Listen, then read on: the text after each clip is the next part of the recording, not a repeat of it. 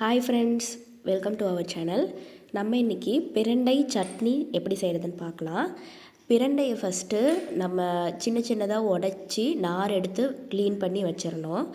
அந்த பிரண்டையை ஃபஸ்ட்டு ஒரு ஸ்பூன் அளவுக்கு நான் தவாவில் எண்ணெய் ஊற்றி அதில் நல்லா ஃப்ரை பண்ணிக்கிறேன். அப்போ தான் அந்த அரிப்புத்தன்மை போகும் பிரண்டையிலேருந்து. பிரண்டை ஃபஸ்ட்டு ஆயில் கூடவே நல்லா வெந்துடணும்.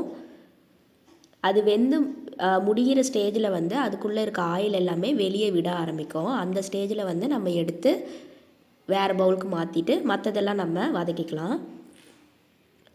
பிரண்டை ரொம்ப நல்லது. கால் மூட்டு உடஞ்ச மூட்டை கூட அது திரும்ப ஜாயின் பண்ணுறதுக்கு இது யூஸ் ஆகும்.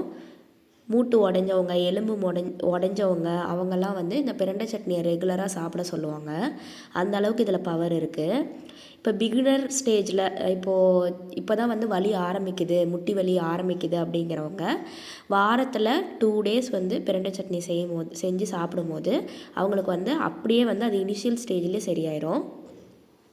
ரொம்ப சிவியராக பெயின் இருக்குது அப்படிங்கிறவங்க கண்டினியூவாக ஒரு வாரத்தில் 3 நாள் இப்போ இட்லி கூடையோ தோசை கூடையோ சாப்பாட்டு கூடவோ எது கூடையாவது அந்த பிரண்டை சட்னியை கொஞ்சம் கொஞ்சமாக சேர்த்துட்டு வரும்போது அவங்களுக்கு அந்த வலியிலேருந்து ரிலீஃப் கிடைக்கும். இந்த பிரண்டை கூட உளுந்து சேர்த்து நம்ம அரைக்க போகிறோம். உளுந்தும் கம்மு மாதிரி தான்.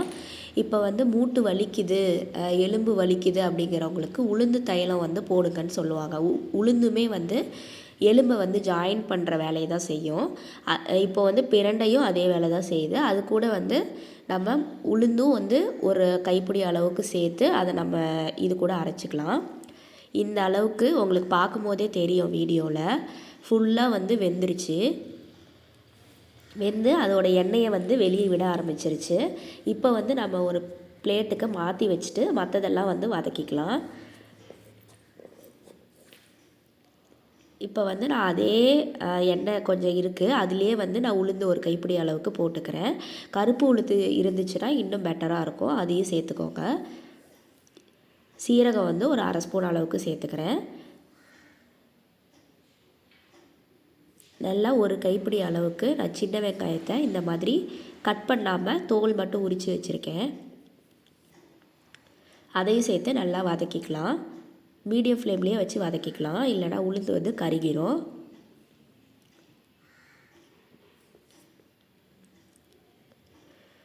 வயசானவங்களாம் இதை தாராளமாக சாப்பிட்லாம், குழந்தைங்களுக்கும் கொடுக்கலாம். குழந்தைங்களுக்கு பசியை தூண்டும். வாரத்தில் ஒரு டைம் கண்டிப்பாக பிரண்டை சட்னி சாப்பிட்லாம். இதை இன்னும் துவையலாகவும் செஞ்சு சாப்பிட்லாம். அந்த வீடியோ நான் அப்கமிங்கில் ஷேர் பண்ணுறேன்.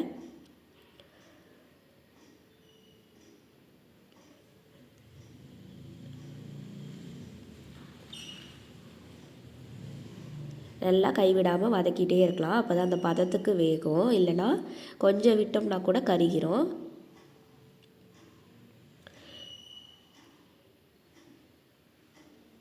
இது ஓரளவுக்கு வெந்ததுக்கு அப்புறம் நம்ம தனியாக பிளேட்டில் வேக வச்சு எடுத்து வச்சுருந்தோம்ல பிரண்டை, அதையும் இதுலேயே சேர்த்துக்கலாம். இது கூட சேர்த்து நல்லா ஒன்றா வதக்கிட்டு அதுக்கப்புறம் நம்ம ஆற வச்சு அரைச்சிக்கலாம். இதில் கொஞ்சமாக புளி மட்டும் கொஞ்சம் சேர்த்துக்கிறேன். நான் ஃப்ரிட்ஜில் வச்சு யூஸ் பண்ண போகிறேன், அதுக்காக புளி கொஞ்சமாக சேர்த்துருக்கேன். அடுத்தது வரமிளகாய் காரத்துக்கு தகுந்த மாதிரி சேர்த்துருக்கேன். நீங்கள் உளுந்து வெங்காயம்லாம் வதக்கும் போதும் இந்த மாதிரி வரமிளகாயை போட்டு வதக்கிக்கலாம். அப்படி இல்லை அதுக்கு மேலே இந்த மாதிரி எல்லாத்தையும் சேர்த்து ஒரு 2லேருந்து 3 நிமிஷம் வதக்கும் போது இந்த ஸ்டேஜ்லேயும் நீங்கள் சேர்த்துக்கலாம், எப்படி வேணாலும் சேர்த்துக்கலாம். உப்பு நம்ம மிக்ஸி ஜாருக்கு ஷிஃப்ட் பண்ணிட்டு அரைக்கும் போது கல்லுப்பு சேர்த்து அரைச்சிக்கலாம். ரொம்ப சிம்பிள் தான். பிரண்டை நிறைய கிடைக்கும்போது நீங்கள் செஞ்சு வச்சு ஃப்ரிட்ஜில் வச்சு ஒரு 10 நாள் 15 நாள் வரைக்குமே அதை நீங்கள் டெய்லி எடுத்து கூட சாப்பிட்லாம். எது கூட வேணாலும் வச்சு சாப்பிட்லாம், அதோட டேஸ்ட்டு சூப்பராக இருக்கும். இன்னும் இந்த மாதிரி செய்யாமல் துவையலாகவும் செஞ்சுக்கலாம். நீங்கள் நிறைய நாள் ஸ்டோர் பண்ணி வச்சு சாப்பிட போகிறீங்க அப்படின்னா தேங்காய் போடாதீங்க.